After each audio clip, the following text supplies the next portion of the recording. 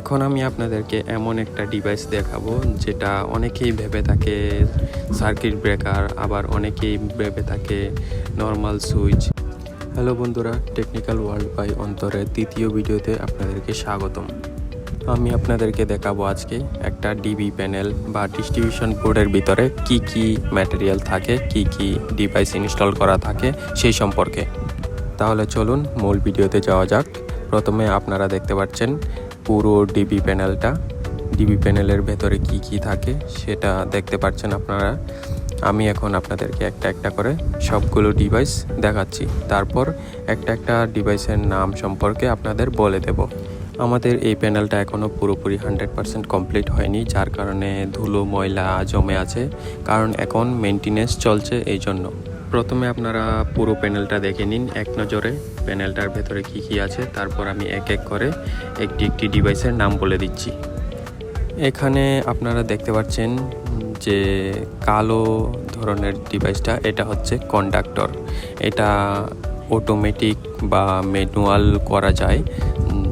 যে বোর্ডের মধ্যে যে একটা সুইচ থাকে অটো বা ম্যানুয়াল, সেটা আপনাদেরকে দেখিয়ে দেব ভিডিওর শেষ পর্যায়ে।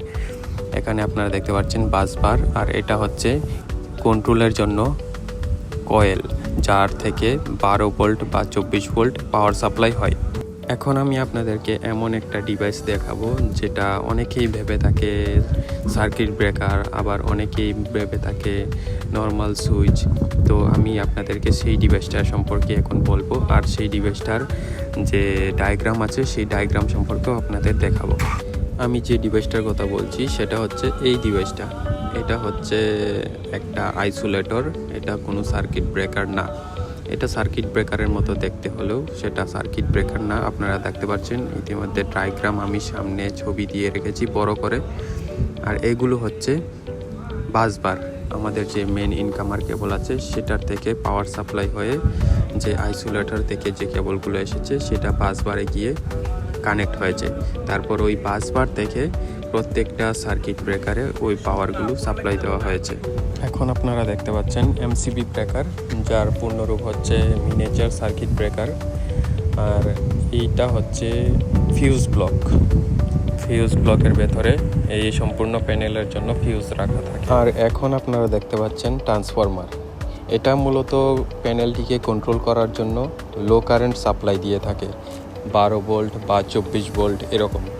আর এগুলো হচ্ছে বিএমএস টার্মিনাল ব্লক। এখন আপনারা দেখতে পাবেন পেরুল আর কেবল ট্যাগিং, কেবল লাক্স, ওই যে হলুদ দেখা যায় ট্যাগ লাগানোর মতো, এগুলো হচ্ছে পেরুল, এগুলোকে পেরুল বলে থাকে।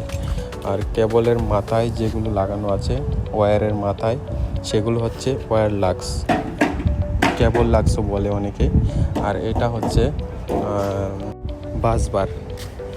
এটা হচ্ছে ফেজ কেবল আর নিউট্রাল, 4টা বাসবার, 3টা ফেজ আর একটা নিউট্রাল। এই 4টা বাসবার এক জায়গায় দেওয়া আছে যাতে শর্টকাটে সবগুলো সার্কিটে পাওয়ার এবং নিউট্রাল, গ্রাউন্ডিং সবগুলো সাপ্লাই দেওয়া যায়। আপনারা এখানে আরও দেখতে পাচ্ছেন যে এইটা হচ্ছে নিউট্রাল বাসবার। এখানে ওই বড় বাসবার থেকে কানেকশান দেওয়া আছে। এটা হচ্ছে নিউট্রাল বাসবার। এই নিউট্রাল বাসবার থেকে যত আরসিবিও ব্রেকার আছে সবগুলোতে এই নিউট্রাল সাপ্লাই দেওয়া হয়েছে। তারপর আপনারা দেখতে পাচ্ছেন যে লো কারেন্টের কন্ট্রোলের জন্য এখানে ম্যানুয়াল সুইচ দেওয়া আছে। এটাকে বলা হয় সিলেক্টর সুইচ, যার মাধ্যমে আপনি ম্যানুয়াল বা অটো এরকম সিলেক্ট করতে পারবেন। দেখুন এখানে 3টি অপশন দেওয়া আছে, বর্তমানে অফ আছে। আমি ম্যানুয়াল করছি এবং অটো করেও দেখাচ্ছি। ম্যানুয়াল হচ্ছে মূলত আপনি নিজে নিজে প্যানেলটাকে অন করবেন, অফ করবেন।